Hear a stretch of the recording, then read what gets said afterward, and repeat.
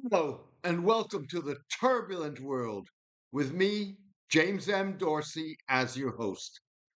Hamas Political Bureau member Musa Abu Marzouk knows a thing or two about Israeli Prime Minister Binyamin Netanyahu's decades long support for the group. In fact, Mr. Abu Marzouk is Exhibit A. Thanks to Mr. Netanyahu, Mr. Abu Marzouk operates from the luxury of Doha instead of rotting in an Israeli jail since 1996, when Mr. Netanyahu first became prime minister. In a move never adequately justified, Mr. Netanyahu, in his first year in office, dropped a request by his predecessor, Shimon Peres, for Mr. Abu Marzouk's extradition from the United States, where he was a resident. U.S. authorities arrested Mr. Abu Marzouk after putting him on a terrorism watch list. Various Hamas leaders, including Ahmed Yassin, the group's founder, were in Israeli prisons at the time. With the Israeli extradition request withdrawn, the United States deported Mr. Abu Marzouk to Jordan in exchange for him giving up his U.S. residency. By sparing Mr. Abu Marzouk, Mr. Netanyahu, Israel's longest serving prime minister, elevated to new heights the symbiotic relationship between hardliners on both sides of the Israeli Palestinian divide. Their actions helped one another sabotage compromise resolutions of their perennial dispute. As a result, Mr. Netanyahu will likely go down in history as the leader whose misguided, self serving policies damage the Jewish state the most. Israel's post Gaza war investigation of the failures that enabled last year's October 7 Hamas attack will inevitably hold Mr. Netanyahu accountable. In the ultimate analysis, that may be the key driver of Mr. Netanyahu's warmongering. That is what truly has many Israelis' blood aboil. Mr. Netanyahu simply has an overpowering personal interest in the mayhem continuing so as to buy time after the October 7 debacle until people forget or still bigger tragedies occur, said Dan Perry, a pro Israeli pundit with little regard for the prime minister. In the year before the October 7 attack, Israeli security chiefs warned Mr. Netanyahu that his efforts to hollow out Israeli democracy with his controversial judicial reforms and focus on supporting militant West Bank settlers risked making Israel vulnerable to attack. The judicial overhaul pursued by Mr. Netanyahu sparked a 10-month-long political crisis involving unprecedented protests. The crisis opened a deep social divide and prompted some army reservists to reconsider obeying duty call ups. Mr. Netanyahu adopted the template of Middle Eastern autocrats, who at times used Islamists as an antidote against Arab nationalists and the left by shielding Hamas to keep the Palestinian polity divided and block a compromise resolution of the Israeli Palestinian conflict that would involve the creation of an independent Palestinian state alongside Israel. Like Egyptian President Anwar Sadat, who was assassinated by jihadists in 1981, or Saudi Arabia, whose decades long funding of ultra conservatives contributed to the rise of Al Qaeda. Mr. Netanyahu's instrumentalization of Hamas blew up in his face with the October 7 attack. In the assault, Hamas killed some 1,200 people, mostly civilians and non combatants, and kidnapped 250 others. It was the worst attack against Israel since Egypt and Syria launched the 1973 Middle East War. So far, Mr. Netanyahu has refused to accept responsibility for military, intelligence, and political failures that prevented Israel from preempting the attack. In a Hebrew language book published earlier this year, historian Adam Raz suggests that Mr. Netanyahu's divide and rule approach towards the Palestinians wrongly convinced Israel's political and military elite that Iran and its non state Arab allies, rather than the Palestinians, posed the greatest threat to the country's security. The willingness of the United Arab Emirates, Bahrain, and Morocco in 2020 to establish diplomatic relations with Israel without Israel yielding on settlements on occupied lands and Palestinian rights compounded the misperception and hubris. In Israeli minds, Iran and its non state Arab allies, particularly Hezbollah, the Lebanese Shiite militia, replaced Hamas and other Palestinian militants as the foremost threat to the Jewish state's national security. Even so, Mr. Raz argues that Hamas still serves Mr. Netanyahu's purpose, even if he insists on continuing the Gaza war until Israel destroys the group politically and militarily. The prolonged fight justifies Israel's continued military presence in Gaza and the Prime Minister's quest for a forever war that prevents a two-states compromise. Hamas's survival justifies Mr. Netanyahu's willingness to entertain a ceasefire in Lebanon, but reject an end to the fighting in Gaza, even if the two battlefields are comparable. The same logic that guides the Lebanon negotiations, Israel's enemy has been crippled and weakened, but not totally destroyed.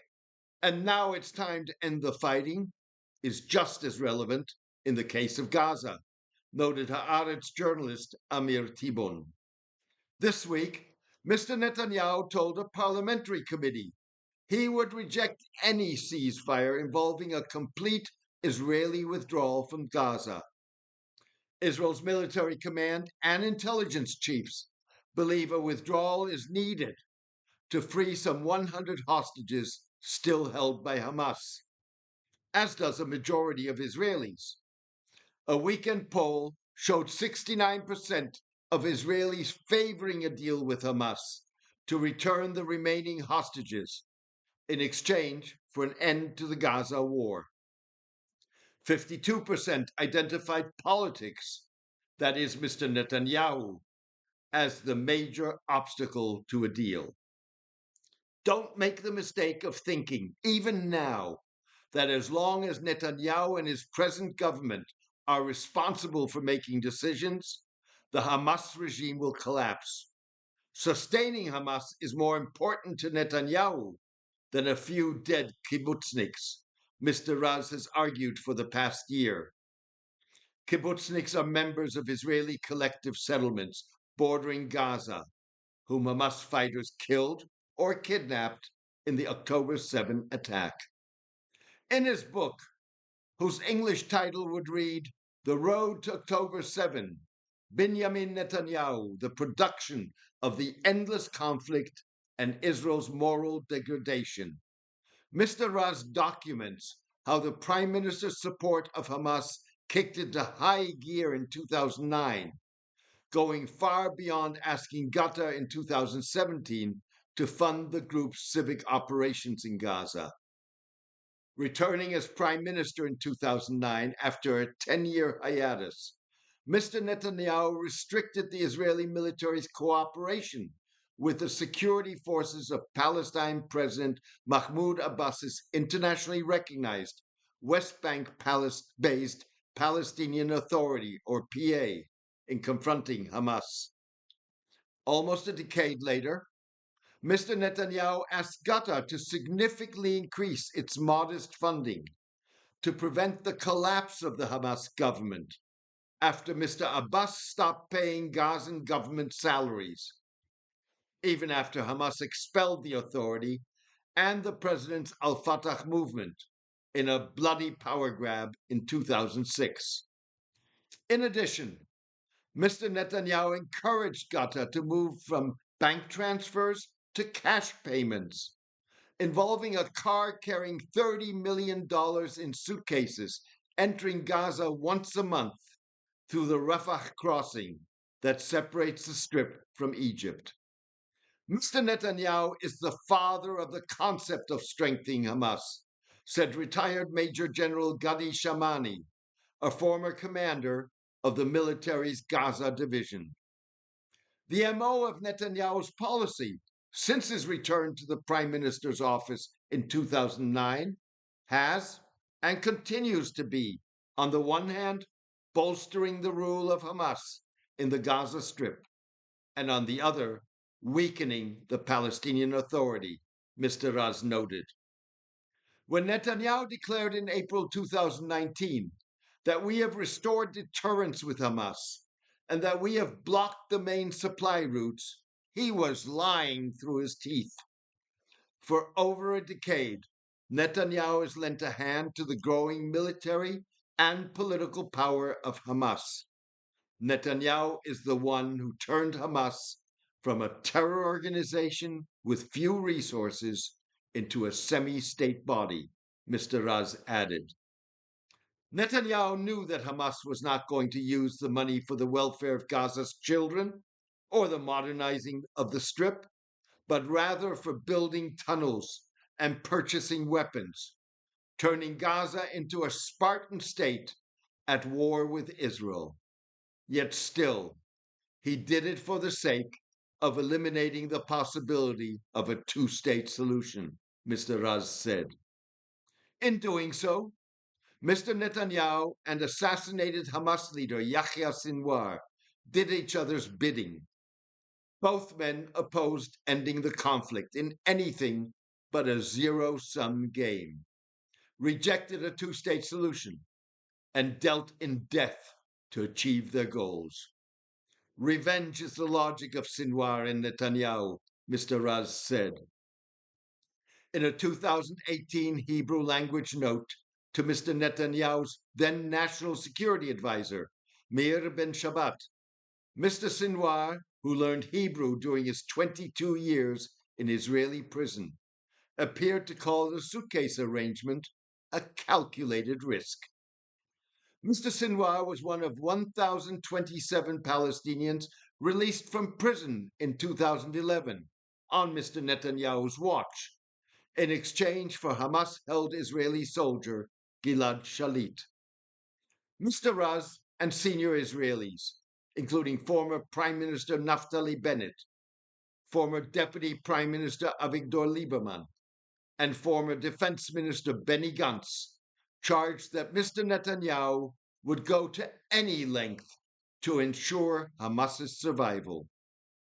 In one instance, during the 2014 Gaza war, the former officials said Mr. Netanyahu sought to prevent an invasion of the Strip by leaking the military's top-secret presentation to the Security Cabinet of its potential consequences. Last year, Mr. Lieberman accused Mr. Netanyahu of blocking targeted assassinations of Hamas leaders. A slew of former political leaders, military commanders, and intelligence chiefs, including Ehud Barak and Gadi Eisenkot, have echoed assertions of Mr. Netanyahu's enabling of Hamas over the past year.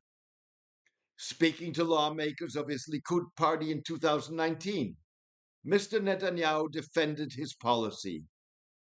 Whoever opposes a Palestinian state must support the transfer of funds from Qatar to Hamas, Mr. Netanyahu said. Thank you for joining me today. Thousands across the globe are avid readers and listeners of the turbulent world. Join them in helping maintain and expand the column and podcast by becoming a paid subscriber. Paid subscribers have access to the full archive, exclusive posts, and polling, can leave comments, join debates, and know they are supporting independent writing, reporting, and analysis. that lets the chips fall where they fall.